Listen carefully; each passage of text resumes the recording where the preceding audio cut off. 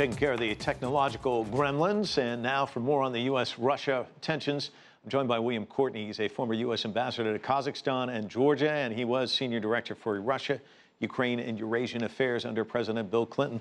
Let's start with what's happening. Some are likening this to the old Cold War between Washington and Moscow. Just how bad do you think it is right now? Well, it is something like the Cold War, like the early 1980s. Before Mikhail Gorbachev came to power, there was a succession of Soviet leaders, Brezhnev, Andropov, and Chernenko. And relations seemed to keep getting worse as the Soviets invaded Afghanistan, shot down the Korean Airlines airplane, and did some other things. John Huntsman was the ambassador to China. Now he's been chosen by President Trump to be the ambassador to Russia. You've had the job of being an ambassador. You know all about diplomacy. In this kind of environment, how difficult is it for him to get anything done? And what advice would you give him? It will be difficult to get things done on the big issues, such as Ukraine and Syria. But there are a lot of smaller issues in which progress can be made. For example, Russia is still launching U.S. astronauts to the International Space Station. U.S. businesses in the sectors that are not sanctioned, and that's a number of sectors, U.S. businesses are operating normally in Russia. There's been no real discrimination against them.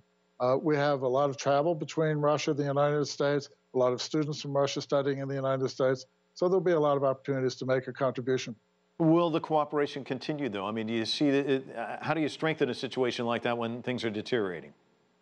It's hard to strengthen. Russia really needs to make some decisions about what it wants to do in the future. For example, the aggression in Ukraine, the war in Donbass in eastern Ukraine, about 10,000 people have died. Europeans are really quite upset about that, as are Americans. Russia needs to think hard about trying to do something to ameliorate that situation. Putin said we were waiting for a long time, thinking that maybe something will change for the better. We kept hope alive that the situation will change, but judging by everything that's happened, if something's going to change, it won't be soon.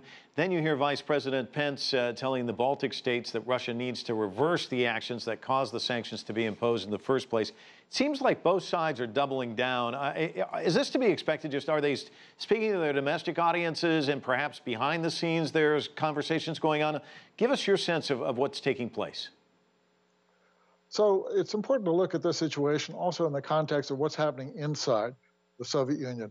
When relations were at a crisis point in the early mid-1980s, Mikhail Gorbachev came to power and started trying to liberalize the internal situation in the Soviet Union. But right now we see the opposite. We see Vladimir Putin continuing to toughen laws that repress civil society. For example, he's just signed a law yesterday that bans VPN connections for internet users who may try to avoid Russian censorship. So it seems like every week there's a new element of crackdown on civil society in Russia. Let me ask you this from a diplomatic standpoint. The U.S., it seems to me, needs Russia when it comes to some of these key votes at the UN on issues like the DPRK, Syria. What happens there? Well, that will continue. Russia doesn't have that much leverage on North Korea, but it's been expanding trade recently with North Korea. And it's unclear what the purpose of that is. In Syria, however, there's a prospect of possible easing of tensions between the U.S. and Russia.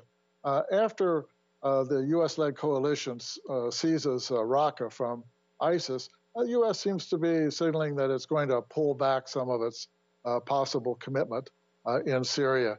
And that may reduce the risk of U.S.-Russian clashes there. So that may be a positive development. William Courtney joining us via Skype. Thanks so much.